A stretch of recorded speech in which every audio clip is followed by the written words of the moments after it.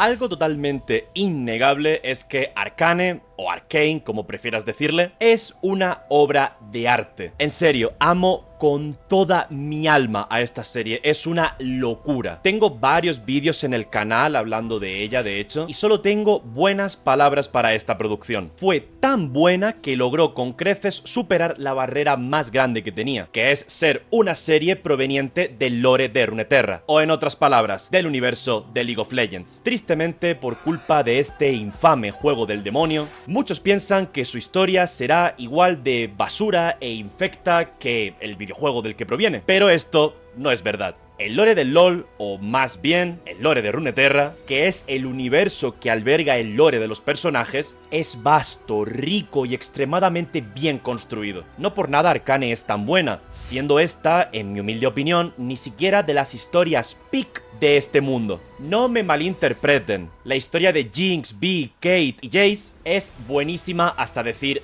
basta, pero el lore es tan grande y hermoso que se queda corta si la comparamos con otras de su propio mundo. Y de eso justo es de lo que vamos a hablar hoy. Os voy a mostrar no una, sino tres historias, tres partes del lore del mundo de Arcane, que en mi humilde opinión son mejores que lo presentado en Arcane con Piltover y Zaun. Y pienso dejar para el final la que es sin duda la mejor por muchísimo.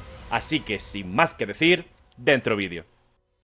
Antes de nada quiero hacer un pequeño disclaimer. Pido perdón de antemano si alguna parte del lore que voy a relatar es equivocado o está desactualizado, ya que la mayoría de cosas que voy a contar son antiguas o las dictaré de memoria, así que probablemente haya varias erratas en este vídeo, pero no es algo importante ya que mi objetivo final es simplemente dar a conocer superficialmente historias alternas de este mundo sin afán de ser un erudito del lore. El que tenga más curiosidad luego de este vídeo, que investigue por su cuenta. Número 1. La caída del imperio de Shurima. Shurima fue un imperio muy antiguo, aproximadamente 6000 años, nada menos, más antiguo que el imperio noxiano de hoy en día. Se trataba de un imperio de estética egipcia, ya sabéis, desierto, construcciones faraónicas y mucho color amarillento. La herramienta principal que permitía a este imperio ser tan poderoso era el disco solar, un artefacto lleno de magia que era usada por los shurimanos antiguos. La historia, como ocurre con todos los imperios, es predecible, teniendo una época de nacimiento y expansión, una de asentamiento, estabilidad y apogeo, y finalmente su caída. Tanto el nacimiento como su fase estable como su caída son historias hermosas y excelentes, cargadas de personajes carismáticos y geniales. Si se hiciera una serie de esta historia, sería fácil de cuadrar, metiendo 3 temporadas, una de su creación, otra de su estabilización con los ascendidos, que ahora hablaremos de ellos, y una apoteósica temporada final con su caída. El disco solar que os comenté antes, que era el epicentro del imperio, fue utilizado para imbuir a personas de confianza con su poder, convirtiéndolos en ascendidos, personas con aspecto animal, similares a dioses, y sí, básicamente con los poderes de un dios, al menos comparado a humanos normales. Gran tamaño, habilidades mágicas, esperanza de vida larguísima, fuerza incomparable, todo esto 1000 años después del nacimiento del imperio, por lo que ya estaba bastante bien consolidado. No quiero entrar mucho en detalles, porque podría estar todo el día hablando de estas historias, por eso, si queréis conocer más a profundidad del lore, os dejaré en la descripción algunos vídeos con información más extendida sobre Shurima y los demás puestos de este vídeo, ya que voy a saltarme prácticamente todo solo para mostraros por encima pues todo esto. En cuanto a personajes, destacamos muchos en esta historia. Primero podríamos trazar un protagonista claro, Azir, el último emperador de Shurima. Un hombre egocéntrico, con un gran orgullo y que se creía casi una deidad, pero sin mal corazón y siendo muy ingenuo a pesar de su autopercepción. Ahora veremos el porqué. Como villano, obviamente pondríamos a Sherath, el hechicero. Este era la mano derecha de Azir, pero su envidia y mente maquiavélica le llevó a crear un plan para destronar al emperador y quedarse él con todo el poder de Shurima, e incluso convertirse en un ascendido imparable. Como personajes añadidos geniales, tenemos a los hermanos guardianes ascendidos de Shurima, Nasus y Renekton, los más trágicos de esta historia, en mi opinión, ya que una vez que Sherath hizo el "joder, me rebelo", Renekton y Nasus fueron los únicos capaces de hacerle frente a la amenaza e intentar contener al monstruo, hasta el punto en el que el heroico Renekton se sacrificó lanzándose junto a Sherath para ser sellados juntos en una suerte de lugar mágico. Esto devastó a Nasus, su hermano, pero lo peor viene en el futuro, y es que, oh sí, esta serie además podría paralelamente tener una subtrama sobre el presente, donde Sivir, una descendiente de Azir, y Casiopea, una perra, están buscando el antiguo imperio de Shurima, En el presente, la puerta es abierta y tanto Sherad como Renekton son liberados juntos, pero desgraciadamente, la mente del pobre Rennek quedó destruida, y ahora mismo solo es un monstruo sediento de venganza que busca acabar con su hermano por, supuestamente, dejarlo encerrado allá abajo, aunque siempre fue idea suya. Esto hace mucho daño al pobre Nasus, como si no tuviera suficiente con ser un vagabundo, guardián de un imperio caído que ya no existe. Encima tiene a su hermano con la percepción de la realidad completamente alterada, dándole caza para acabar con él. Por otro lado, en el propio presente, una vez que estos dos son liberados, también Azir logra revivir gracias a Sivir, su descendiente, y con ello logra la ascensión, convirtiéndose así en Azir el Ascendido, el rey de las arenas y el último emperador shurimano. En el presente, Shurima no eran más que ruinas y sus habitantes eran buscavidas que hacían lo que fuera por un puñado de monedas. Por eso, tanto los inicios del imperio, su asentamiento, su caída a manos de Sherad por culpa de la ingenuidad de Azir y su posterior vuelta a la vida miles de años más tarde, podrían sin duda dar una serie que superaría a la de Arcane. Número 2. Las guerras de Freljord.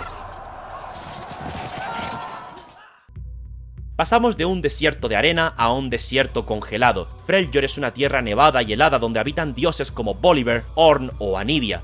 Este lugar es también muy antiguo y podríamos decir que la parte importante de la historia comienza con el nacimiento de tres hermanas: Avarosa, la arquera helada, Lysandra, la bruja de hielo, y Serilda, la ira del invierno. Estas tres tuvieron sus propias guerras y aventuras, pero eventualmente una de ellas, Lysandra, la bruja de hielo, haría un pacto con una dimensión alternativa conocida como el Vacío, por medio de los Vigilantes. Este lugar es de donde provienen las más oscuras, peligrosas y abominables criaturas de todo Runeterra. De hecho, podríamos decir que el mayor enemigo de la vida y la mayor amenaza que este mundo ha tenido, tiene y probablemente tenga jamás, se trata del propio Vacío. El pacto de Lysandra sería simple: ella obtendría mucho poder e inmortalidad para ella y para los suyos, a cambio de preparar el mundo para la llegada del Vacío, y teniendo también un pacto de no agresión, donde el Vacío perdonaría la vida de los hijos del hielo luego de arrasar toda Runeterra. El caso es que todo este plan se fue a la mierda cuando los Vigilantes quisieron ir demasiado rápido emergiendo de este mundo, por lo que Lysandra, para detener a estos monstruos y arreglar todo el mal que había hecho, tuvo que sacrificar a sus hermanas y a sus queridos hijos del hielo para congelar a los Vigilantes y que de ese modo no puedan avanzar, aunque por desgracia este hielo se va derritiendo, y es ahora responsabilidad de los habitantes de Freljord prepararse para cuando estos enemigos vuelvan y proteger al mundo de esta amenaza. Un poco más en la actualidad, Freljord se dividió en tres facciones, una liderada por Lysandra, que sigue viva,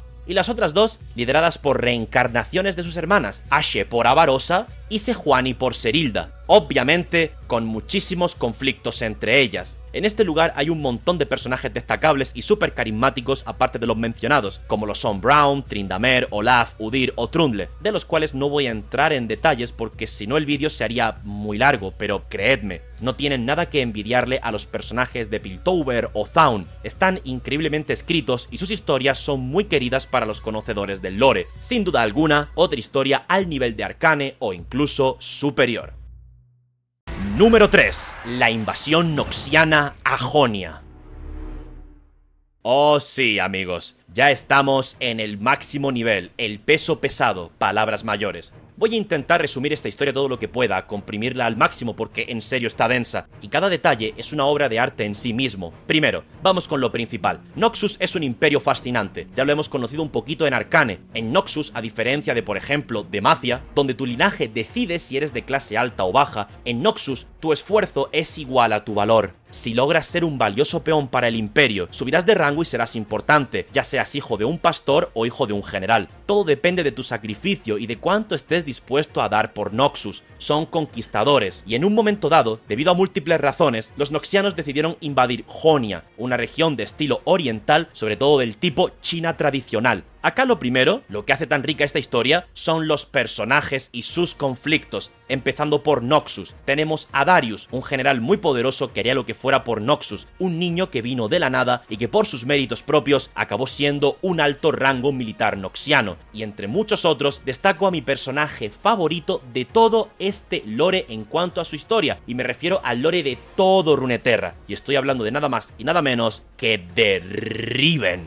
la exiliada. Riven era de familia humilde, pero pronto sus habilidades innatas de combate se dieron a destacar. Inevitablemente su talento, quisiera ella o no, la llevaría a convertirse en un arma para el Imperio, siendo honrada con poseer la espada de runas, una poderosa espada que solo puede ser utilizada por unas manos dignas de semejante poder. Ella siempre fue entrenada para el combate y no le disgustaba, pero lo que ella vio en Jonia no era combate, era una masacre. No estaban luchando, estaban asesinando civiles. Ella se dio cuenta de que algo raro estaba pasando. Esto no era lo que le habían dicho que pasaría, pero incluso antes de que pudiera replantearse las cosas, los noxianos atacaron con un arma química tanto a enemigos como a sus propios soldados. Riven fue dada por muerta, pero pudo escapar de milagro. Ella, debido a todo lo que fue obligada a hacer, no pudo con la culpa y destruyó su espada con sus propias manos, siendo esto un reflejo de su alma y corazón, destruidos por unos dirigentes asesinos y despiadados. Riven llegó a tal punto de obediencia que hasta cumplió la misión de matar a un pobre anciano, del que hablaremos un poco más adelante. Por parte de Jonia, ¿por dónde empezar? Me voy a centrar en dos ramas principales: la Orden Kinkou y la Orden de Sombras, y los hermanos Yasuo y Yone, empezando por las órdenes. Me gusta decir que el lore de la Orden Kinkou es como Kung Fu Panda, pero muy seinen, mucho más oscura podríamos decir, lo cual es obviamente God. La Orden Kinkou tenía un líder, y su hijo, Shen. Esta orden se encarga de proteger el equilibrio, ya que consideran esto totalmente esencial, y nunca debe haber un desbalance para ningún lado o cosas malas pueden pasar. Un día, adoptan a un niño huérfano llamado Zed. Zed y Shen se criaron como hermanos. Al ser ninjas, periódicamente su padre los ponía a enfrentarse entre ellos para practicar, donde Shen siempre se alzaba con la victoria en los duelos. Su padre reprendía muy duro a Zed por perder siempre ante su hermano Shen, algo que honestamente no es muy de equilibrio de su parte. Esto plantó la semilla de la envidia y del odio en Zed, quien, desesperado por vencer a Shen y tener la aprobación de su papá, robó unas técnicas prohibidas, el poder de las sombras. Con ello, enfrentó a Shen y lo derrotó, pero lejos de recibir elogios de su padre, lo que recibió fue una cara de asco profundo y una expulsión para siempre de la orden. Zed, con un odio totalmente imparable, armó su propia orden de guerreros de la sombra y se infiltró en el templo para robar el resto de las técnicas de sombra para perfeccionar su fuerza. En el templo, su padre adoptivo lo interceptó para detenerlo, siendo totalmente humillado y destrozado por Zed. Su padre le pidió perdón por equivocarse. Nunca debió alejarlo del equilibrio, porque de esa forma lo mandó directo a un ocaso, a las garras de la oscuridad. Pero estas disculpas le supieron a poco a Zed, quien acabó con la vida de su padre sin miramientos. Shen llegó tarde y luego de perder también ante Zed, todo quedó así, siendo ahora Zed uno de los villanos más grandes de toda Jonia. Pero hay un plot twist muy bonito, y es que Zed en el fondo ama a Jonia y quiere protegerla a toda costa. Él odia el equilibrio porque piensa que siempre habrá alguien que va a destacar, destrozando, rompiendo esa igualdad y ese equilibrio. Por eso, durante la guerra entre Jonia y Noxus, él decidió pelear, pero no por el equilibrio, no, sino por Jonia y por su gente. De este modo, Zed, siendo un villano, peleó por Jonia durante esta guerra como un auténtico héroe, siendo uno de los mayores dolores de cabeza para los noxianos junto a su Orden de las Sombras. Por otro lado, sobre los hermanos Yasuo y Yone, voy a ser muy breve, porque os estaré dejando en la descripción un vídeo totalmente increíble, cinematográfico, oficial sobre estos personajes, que cuenta su historia de una forma resumida, animada, pero muy acertada. Tanto la animación como la ambientación, como lo que se cuenta, está muy resumido y muy hermoso, así que os haré un mega resumen y dejaré que vosotros mismos disfrutéis de ese vídeo. Yone y Yasuo son dos hermanos samurái que, a pesar de quererse mucho, son demasiado distintos. Por un lado, Yone es un samurái hábil y talentoso, que se ha esforzado mucho por estar donde está, alguien que siempre pone su honor y el deber por encima de cualquier otra cosa, incluso de su familia. Él piensa que el honor lo es todo y que si le faltas al honor es mejor hasta no seguir con vida. Por otro lado, Yasuo es todo lo opuesto. Si Yone es un samurái talentoso, Yasuo es directamente un prodigio sin precedentes. Es extremadamente poderoso a tal punto que casi siempre pelea contenido, y él pone la lucha y su satisfacción personal siempre por encima del deber, algo que decepciona profundamente a Yone.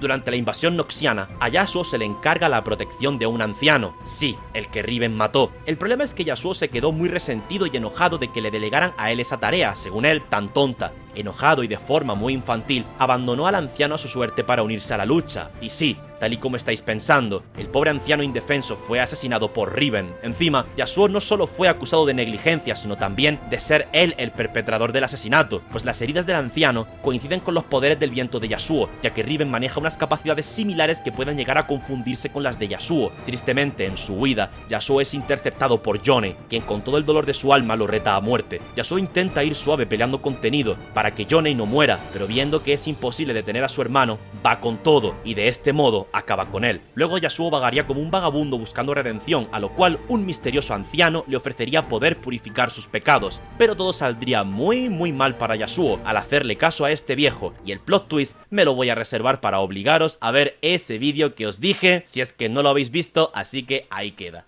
Y obviamente me salto un montón de personajes God, Irelia, Master Yi, Karma, Swain y la influencia de la Rosa Negra, etc. Pero es que como os digo, si me pongo a hablar de todo, el vídeo tendría una duración mastodóntica y no es mi intención.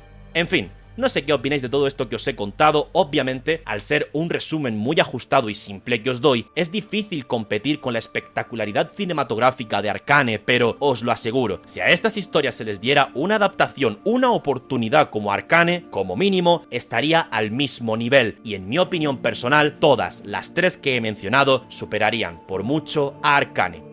Espero que os haya gustado este vídeo, decidme en comentarios si os gustarían más vídeos sobre lore de videojuegos y cosas así, y nos vemos en siguientes vídeos. ¡Chao!